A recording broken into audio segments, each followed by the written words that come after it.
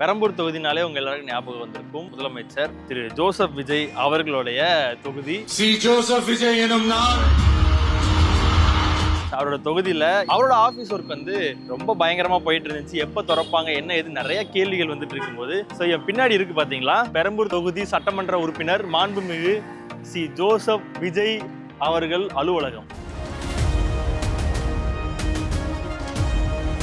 நீங்க என்ட்ரன்ஸ்ல பாத்தீங்கன்னாலே தெரியும், ஹோட்டல்ஸ்லாம் போகும்போது அந்த ரிசப்ஷனிஸ்டுக்கு முன்னாடி அந்த பூ செடிலாம் வச்சிருப்பாங்களா ஹோட்டலோட என்ட்ரன்ஸ்ல, அந்த மாதிரி இந்த பக்கம் ஃபுல்லா செடிலாம் வச்சுட்டு உள்ள வந்து பாத்தீங்கன்னா அழகா கார் பார்க்கிங்க்கு ஏற்ற மாதிரி அங்க வந்து ஷீல்டு மாதிரிலாம் போட்டிருக்காங்க. வழியுமே பாத்தீங்கன்னா ரெண்டு வழி இருக்கு, ஒன்னு மெயின் வழி ஒன்று இருக்கு, இன்னொன்று வந்து சைட்ல ஒரு வழி இருக்கு. உள்ளேயுமே வந்து பாத்தீங்கன்னா இது ஒரு ஆஃபீஸ்ன்றதை தாண்டி முன்னாடி ஒருத்தர் பேசும்போது சொன்னாரு ஒரு ரெசார்ட் மாதிரி இருக்கு. இதை பார்க்கும்போது எங்களுக்கு அந்த அளவுக்கு ரொம்ப பிரம்மாண்டமா இருக்கு.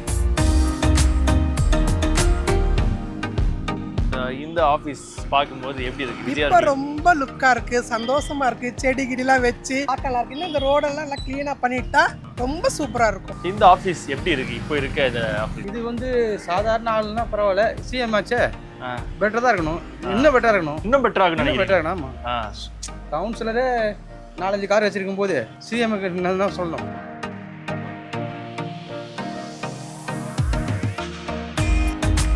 இந்த சைடு வந்து மனு கொடுக்குற மாதிரி ஒரு பாடி கார்டு போடணும், அதனால பார்த்தா நல்லா இருக்கும். ஸ்ட்ரைட்டா பாக்குற மாதிரி முதலமைச்சரே இங்க வந்து இருக்க போறான்றது உங்களுக்கு எவ்வளவு ஹாப்பியா இருக்கு உங்க தொகுதியில? ரொம்ப சந்தோஷம். அவர் வந்து இருந்தா ரொம்ப சந்தோஷம். அவர் மாசத்துக்கு ஒரு தடவை வந்தாலே போதும். இந்த தெருவே ரொம்ப லுக்கா கிளீனா அவருக்கு ரொம்ப சந்தோஷமா இருக்குது. ஏன்னா அப்பெல்லாம் யூரின் போவாங்க கொள்ளுவாங்க, நான் மார்க்கெட் போகும்போது குனிஞ்சுக்கிட்டே போவோம், குனிஞ்சுக்கிட்டே வருவோம். இப்போ அதெல்லாம் இல்லாம நீட்டா இருக்கு, அது எங்களுக்கு ரொம்ப சந்தோஷமா இருக்கு.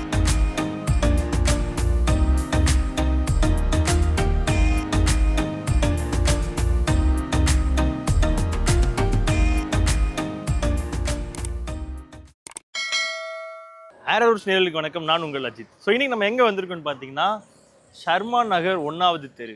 இங்கே எங்கடா வந்திருக்கேன்னு கேட்டிங்கன்னா, ஷர்மா நகர் ஆக்சுவலாக மேட்ரு இல்லைங்க. இந்த ஷர்மா நகர் எங்கே இருக்குது, இங்கே எதுக்கு நம்ம வந்திருக்கோம் அப்படிங்கிறது தான் மேட்ரு. இந்த ஷர்மா நகர் எங்கே இருக்குன்னு பார்த்தீங்கன்னா பெரம்பூர் தொகுதி தான் இருக்குது. பெரம்பூர் தொகுதினாலே உங்கள் எல்லாருக்கும் ஞாபகம் வந்திருக்கும், நம்ம முதலமைச்சர் திரு ஜோசப் விஜய் அவர்களுடைய தொகுதி. அவரோட தொகுதியில் அவரோட ஆஃபீஸ் ஒர்க் வந்து ரொம்ப பயங்கரமாக போயிட்டு இருந்துச்சு. எப்போ திறப்பாங்க என்ன எது நிறைய கேள்விகள் வந்துட்டு இருக்கும்போது என் பின்னாடி இருக்குது பார்த்தீங்களா, இங்கேருந்து பார்த்தாலே தெரியும், பெரம்பூர் தொகுதி சட்டமன்ற உறுப்பினர் மாண்புமிகு சி ஜோசப் விஜய் அவர்கள் அலுவலகம். எல்லா வேலையுமே பக்காவாக முடிஞ்சிருச்சு, பூட்டெலாம் போட்டு வச்சுட்டாங்க. மேபி இன்னும் ஒரு 1 or 2 டேஸில் வந்து ஓப்பன் பண்ண போகிறதா வந்து சொல்லிட்டு இருக்காங்க. இன்றைக்கி ஓப்பன் பண்ண வேண்டியதாக இருந்துச்சு, ஆனால் என்ன ஆச்சுன்னு தெரியலன்ற மாதிரி சொல்லிட்டு இருக்காங்க. இந்த இடம் முதலாக வந்து பார்த்திங்கன்னா ஒரு மருத்துவமனையாக இருந்திருக்கு, அதுக்கப்புறம் ஒரு கவுன்சிலர் ஆஃபீஸ், அப்புறம் கடந்த தேர்தலில் வெற்றி பெற்ற ஒரு எம்எல்ஏவோட ஆஃபீஸ், இப்போது முதல்வர் விஜய் அவர்களுடைய ஆஃபீஸ். இந்த தொகுதியோட வெற்றி வேட்பாளர் திரு ஜோசப் விஜய் அவர்களுடைய ஆஃபீஸாக தான் இது இருக்குது. ரொம்பவே சூப்பராக கட்டியிருக்காங்க. ஆக்சுவலாக ஒரு எம்எல்ஏ ஆஃபீஸ், அதாவது இதுக்கு முன்னாடி வந்து இருந்தவங்க வந்து இந்த மாதிரி கிடையாது. அதாவது ஒரு ஒயிட் கலரில் ஒரு பில்டிங் இருக்கும், அவர் வருவார் போவார், அவ்வளோதான். ஆனால் விஜய் அவர்கள் வந்ததுக்கு அப்புறம் இங்கே வந்து நிறைய மாற்றம் ஏற்பட்டிருக்கு. ஆஃபீஸ்லேயே நிறைய மாற்றம் இருக்குது. ஏன்னா நீங்கள் என்ட்ரன்ஸில் பார்த்தீங்கன்னாலே தெரியும், நம்ம வந்து இந்த ஹோட்டல்ஸ்லாம் போகும்போது அந்த ரிசப்ஷனிஸ்ட்டுக்கு முன்னாடி அந்த பூ செடிலாம் வச்சுருப்பாங்களா ஹோட்டலோட என்ட்ரன்ஸில், அந்த மாதிரி இந்த பக்கம் ஃபுல்லாக செடிலாம் வச்சுட்டு உள்ளே வந்து பார்த்தீங்கன்னா அழகா கார் பார்க்கிங்க்கு ஏற்ற மாதிரி அங்கே வந்து ஷீல்டு மாதிரிலாம் போட்டிருக்காங்க. ப்ளஸ் 2 பக்கமும் ஃபோக்கஸ் லைட் ஒன்று வச்சுருக்காங்க. வழியுமே பார்த்தீங்கன்னா 2 வழி இருக்குது, ஒன்று மெயின் வழி ஒன்று இருக்குது, இன்னொன்று வந்து சைடில் ஒரு வழி இருக்குது. மெயின் வழி வந்து திரு விஜய் அவர்கள் போகிறதுக்காகவும், சைடில் இருக்க வழி வந்து மக்கள் யாராச்சும் போய் அவங்களோட கோரிக்கையை அவங்களோட குறைகள் ஏதாவது சொல்கிறதுக்காக அந்த பக்கம் ஒரு வழி வச்சுருக்காங்க. அதை தாண்டி உள்ளே மொத்தம் 1 2 3 எனக்கு தெரிஞ்சு வெளியவே மொத்தம் 4 சிசிடிவி கேமரா இருக்குங்க. ஒன்று வந்து ரோடை ஃபேஸ் பண்ணியிருக்கு, இன்னொன்று கார் பார்க்கிங்கை ஃபேஸ் பண்ணியிருக்கு, இன்னொன்று வந்து உள்ளே ஃபேஸ் பண்ணியிருக்கு. கிட்டத்தட்ட ஒரு 4 சிசிடிவி கேமரா இந்த பக்கம் மட்டுமே வச்சுருக்காங்க. இன்னும் உள்ளே எவ்வளோ இருக்குது அப்படிங்கிறது தெரியல. அதை தாண்டி உள்ளேயுமே வந்து பார்த்தீங்கன்னா இது ஒரு ஆஃபீஸுன்றதை தாண்டி இன்னும் கொஞ்சம் ஒரு மாதிரி இதுக்கு முன்னாடி ஒருத்தர் பேசும்போது சொன்னார் ஒரு ரெசார்ட் மாதிரி இருக்குது. இதை பார்க்கும்போது எங்களுக்கு அந்தளவுக்கு ரொம்ப பிரம்மாண்டமாக இருக்குது. இந்த ஏரியாவுக்குள்ளே வரும்போதே இந்த இடத்த பார்த்துட்டு தான் உள்ளே வர மாதிரி இருக்குது. அவ்வளோ சூப்பர்பாக இருக்குது அப்படின்னு சொல்லியிருந்தாங்க. ஃபர்ஸ்ட் இந்த இடத்த இப்போ நல்லா இருக்குது பார்க்குறதுக்கு. இப்போ முதல்ல எப்படி இருக்குண்ணே? முதல்ல எம்எல்ஏ ஆஃபீஸ் மாதிரியே இருக்காது, சாதாரண இருக்கும். இப்போ பார்த்தா எம்எல்ஏ ஆஃபீஸ் ஏன்னா எம்எல்ஏ ஆஃபீஸை தாண்டி இன்னும் பிரம்மாண்டமா இருக்கு. நீங்க உள்ள வரும்போதே ஒரு இன்னும் நிறைய இதெல்லாம் பண்ணாங்கன்னா இன்னும் என்னென்னலாம் பண்ணணும், என்னென்னலாம் மாத்தணும் அப்போ. இந்த சைடு வந்து மனு கொடுக்குற மாதிரி ஒரு பாடி கார்டு போடணும். அதனால பார்த்தா நல்லா இருக்கும். ஸ்ட்ரைட்டாக பார்க்குற மாதிரி. ஏன்னா இப்போ விஜய் அவர்கள், அதாவது முதலமைச்சரே இங்க வந்து இருக்க போறான்றது உங்களுக்கு எவ்வளவு ஹாப்பியா இருக்கு உங்க தொகுதியில? ரொம்ப சந்தோஷம். அவர் வந்து இருந்தா ரொம்ப சந்தோஷம். அவர் மாசத்துக்கு ஒரு தடவை வந்தாலே போதும். ஓகே, ஒரு நாள் ஒரு வருஷம் அந்த மாதிரி ஒரு மணி நேரம் இருந்தாலே போதும். ஓகே ஓகேண்ணே, நன்றிண்ணே.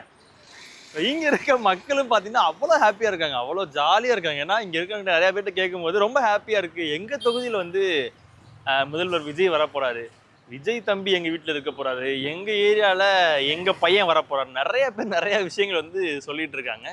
இந்த ஆஃபீஸும் அந்த அளவுக்கு சூப்பரா இருக்குங்க. அதை தாண்டி இன்னும் ஸ்பெஷலாக வந்து பார்த்தீங்கன்னா உள்ள வந்து விசிட்டிங் ஹால்ல இருந்து, அதுக்கப்புறம் சிஎம் ஆஃபீஸ்ல இருந்து மக்கள் உட்கார்றதுக்கு ஒரு இடமா இருக்கட்டும், எல்லாமே வந்து ரொம்ப அருமையாக வந்து கட்டியிருக்கதா சொல்லிட்டு இருக்காங்க. ஸோ எப்போ இந்த ஆஃபீஸ் ஓப்பன் பண்ணுவாங்க, எப்போ விஜய் வருவார், நாங்கள் எப்போ விஜயை பார்க்குறது, அதுக்காகவே இங்கே அவ்வளோ மக்களும் வெயிட் பண்ணிட்டு இருக்காங்க. எப்போ இந்த ஆஃபீஸ் ஓப்பன் பண்ணுவாங்க, ஓப்பன் பண்ணும்போது கண்டிப்பாக அவர் வருவார், அவர் வந்தாருன்னா நாங்கள் பார்க்காம விட மாட்டோம். ஸோ அப்படிங்கிறதுக்காகவே இந்த ஆஃபீஸை ஓப்பன் பண்ணணும்னு சொல்லி இங்கே இருக்க மக்கள் எல்லாருமே வெயிட் பண்ணிட்டு இருக்காங்க. அதை தாண்டி இன்னும் ஒரு சில குறைகள் இருக்குது. அவர் வந்துட்டாருன்னா இன்னும் எங்களுக்கு நிறையா சேஃப்டி வரும். இப்போ வந்து நாங்கள் வந்து ஒரு 50% சேஃப்டியில் வந்து கொஞ்சம் தாண்டி வந்திருக்கோம். இதுக்கு முன்னாடி இருந்ததுக்கு இப்போக்கு ஒரு 50% வந்து நிறைய விஷயங்கள் மாறி இருக்கு. விஜய் அவர்கள் ஒருவேளை வராரு, மாசத்துக்கு ஒரு தடவை வந்தாலுமே இங்கே இன்னமும் பாதுகாப்பு ஏற்படும், இன்னும் நிறைய விஷயங்கள் மாறும். ஏன்னா இன்னும் நிறைய பேர் வந்து ரோட்லேயே வந்து இதுக்கு முன்னாடி வந்து தவறான விஷயங்கள் ஏதாவது பண்ணும்போது எங்களால் முகம் சுளிக்க வைக்குது. ஆனால் இப்போ அதெல்லாம் எதுவுமே கிடையாது. விஜயோட அலுவலகம் வருது, முதல்வரோட ஏரியா இது, முதல்வர் தொகுதின்றப்போ போலீஸ் பாதுகாப்பு அதிகமாக இருக்கு, மக்களுக்கு பாதுகாப்பு அதிகமாக இருக்கு. அப்படிங்கிறதுனால நிறைய விஷயங்கள் வந்து மாறி இருக்கு. விஜய் அவர்கள் வந்துட்டாருன்னா இன்னும் நிறைய விஷயங்கள் மாறும். எப்போ வருவார் அப்படின்ற கேள்வியோட மக்கள் எல்லாருமே காத்துட்டு இருக்காங்க. இந்த ஏரியா மக்கள் கிட்ட என்ன சொல்றாங்க அப்படிங்கிறத கேட்டு தெரிஞ்சுக்கலாம் வாங்க. இந்த ஆஃபீஸ் எப்போ ஓப்பன் பண்றாங்க ஏதாவது தெரியுமாண்ணா? இல்லை, இன்னொரு தகவல் எதுவுமே சொல்லலை எப்போ ஓப்பன் பண்ணுறாங்கன்னு. ஆனால் வேலை மட்டும் தீவிரமாக நடந்துருக்கு எல்லாமே. ரொம்ப வேகமாக முடிஞ்சிருச்சோ? பட்டு முடிஞ்சிருச்சு. ஒரு மாதம் 1.5 மாதத்துலேயே கொஞ்சம் வேலை சீக்கிரமாக நடந்துருச்சு, முடிஞ்செல்லாம் ஆரம்பிச்சு. பட்டு இதுக்கு முன்னாடி இந்த ஆஃபீஸ் யாரோட ஆஃபீஸாக இருந்தது? இதுக்கு முன்னாடி ஒருத்தர் எம்எல்ஏ இருந்தாப்புல, அவரோட ஆஃபீஸ் வந்தது. அவர் அந்த ஆஃபீஸுக்கு இந்த ஆஃபீஸ் என்ன வித்தியாசமா நீ இதே இடத்துல இருக்கும்போது? உண்மையாக மாற்றம் தெரியுது. இதோட கொஞ்சம் ஆஃபீஸ் கொஞ்சம் சேஞ்சஸ் நிறையா இருக்குது. அது இந்த மாதிரி இல்லை, இப்போ கொஞ்சம் சேஞ்சஸ் நிறையாவே இருக்குது. ஏன்னா இப்போ பார்க்குறதுக்கு இது ஒரு அலுவலகம்ன்றதை தாண்டி ரொம்ப ஒரு மாதிரி பிரம்மாண்டமாக இருக்குது. உண்மையாக அலுவலகம் மாதிரி இல்லை, கொஞ்சம் பிரம்மாண்டமாக நல்லது தான். எல்லாம் புதுசாக மாறினா நல்லா தானே. இதுக்கு முன்னாடி இருந்த ஆட்சியில் அவரோட அலுவலகமும் இதே மாதிரி தான் இருக்குமா? இல்லை இல்லை, இதுக்கு முன்னாடி வந்து அவ்வளோ அலுவலகம் அந்த மாதிரி இல்லை. இப்போதைக்கு தான் மாற்றம், அலுவலகமே மாறி இருக்கு. அது வந்து முன்னாடி அப்படி இல்லை, கொஞ்சம் கொஞ்சம் மாற்றம் மாறுது. பக்கமே மாறும்போது தமிழ்நாடு கொஞ்சம் மாறுது, பார்க்கலாம். உங்க தொகுதி எப்படி இருக்கு? முதலமைச்சரோட தொகுதி இது. ஆமா, இது எப்படி இருக்கு இந்த 50 நாள் அப்படிங்கிறது? 50 நாள் இப்போதைக்கு கொஞ்சம் மாற்றம் இருக்குது. இன்னும் ஒரு 6 மாசம் போனால் நல்ல மாற்றம் வரும்னு எதிர்பார்க்கிறோம். வேலை செய்யற எங்களுக்கு எதிர்பார்க்கிறோம். நல்லது நடக்கும். ஓகே, நீங்க இங்க எவ்வளவு வருஷமா இருக்கீங்க? 15 வருஷம். 15 வருஷமா இருக்கீங்க இதே இடத்துல. அப்போ உங்களுக்கு இதை பத்தி தெரியும். இந்த ஆஃபீஸ் எப்படி இருக்கு இப்போ இருக்க இந்த ஆஃபீஸ்? இது வந்து சாதாரண ஆளுன்னா பரவாயில்ல, சிஎம் ஆச்சே பெட்டர் தான் இருக்கணும். இன்னும் பெட்டராக இருக்கணும். இன்னும் பெட்டராக இருக்கணும். ஆமாம், கவுன்சிலரே 4-5 கார் வச்சிருக்கும் போது சிஎம்க்கு தான் சொல்லணும்.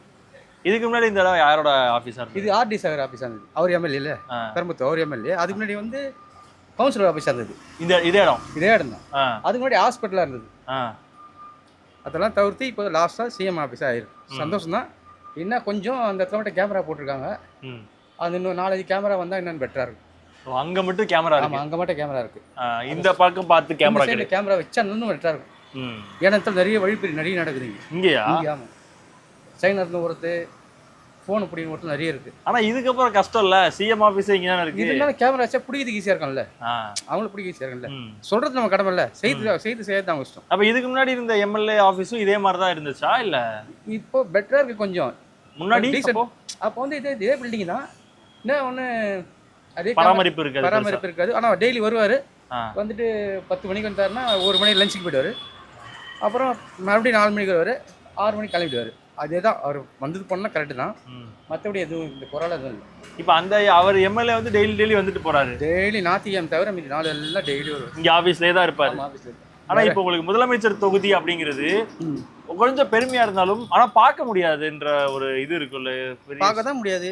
என்ன பண்ண முடியும், பார்க்க தான் முடியாது. ஏன்னா ஒரு குறையோ ஏதாவது ஒன்றா எம்எல்ஏ ஆஃபீஸில் போய் சொல்லணும் அப்படின்னா அது ரொம்ப அதுக்கு கஷ்டமா யாராவது ஒருத்தர் வைப்பாங்கல்ல, ஒரு டீசெண்டாக ஒரு ஆள் போடுவாங்கல்ல, அவர்கிட்ட ஒரு மணி கொடுக்குற மாதிரி, அது போய் அவர்கிட்ட போய் சேர்க்குற மாதிரி ஒன்று இருக்குல்ல, அது இருக்கிறது செய்யும். மூடி வச்சுட்டு போகிறாங்க, வைக்க மாட்டாங்கல்ல, எப்படி கண்டினியூ பண்ணுவாங்கல்ல. என் பேர் தேவி, இந்த ஏரியாவில் 10 வருஷமா இருக்கிறேன். இந்த ஆஃபீஸ் பார்க்கும்போது எப்படி இருக்கு விஜயா? இப்போ ரொம்ப லுக்காக இருக்குது, சந்தோஷமா இருக்குது. செடி கிடிலாம் வச்சு பார்க்கலாம் இருக்கு. இன்னும் இந்த ரோடெல்லாம் நல்லா க்ளீனாக பண்ணிட்டா ரொம்ப சூப்பராக இருக்கும். எங்களுக்கு ரொம்ப சந்தோஷம். இங்கே விஜய் வந்து ஆஃபீஸ் வச்சு ரொம்ப சந்தோஷம். எங்களுக்கு ஒரு சான்ஸ் கிடைக்குமா அவரை பார்க்கறதுக்கு? நாங்களும் பார்ப்போம்ல அவரை. ஏன்னா ரொம்ப விஜய்னா ரொம்ப பிடிக்கும். இவர் வந்து ஆட்சியில் வரத்துக்கு முன்னையே அவர் வந்து எங்கள் வீட்டில் கூப்பிட்டு அவருக்கு சால்வை போட்டு நீங்கள் கண்டிப்பாக எம்எல்ஏ ஆவீங்க, நான் இப்போ உங்களுக்கு சால்வை போட்டு அவர் திருப்பி எனக்கு போத்துனாரு. சொன்னால் அவர் சிரிச்சாரு, சரிம்மா சரிம்மா அப்படியே நடக்கட்டும்மா அப்படின்னு. அது எனக்கு வந்து அவர் ஜெயிச்சு அவர் வந்ததை பார்த்து நான் ரொம்ப ரொம்ப சந்தோஷப்பட்டேன். இப்போ ஒரு இந்த தொகுதி வேட்பாளர், வெற்றி வேட்பாளரோட ஒரு ஆஃபீஸ் வந்து இப்படி இருக்குன்றது ரொம்ப ஒரு ஆச்சரியமா. இதுக்கு முன்னாடி இருந்த எம்எல்ஏட ஆஃபீஸ் இதே மாதிரி தான் இருக்குமா? அதை விட இப்போ ரொம்ப லுக்காக இருக்குது. அந்த ஆஃபீஸ் அப்போ இப்படி இருக்காது, இவ்வளோ லுக்கு கிடையாது.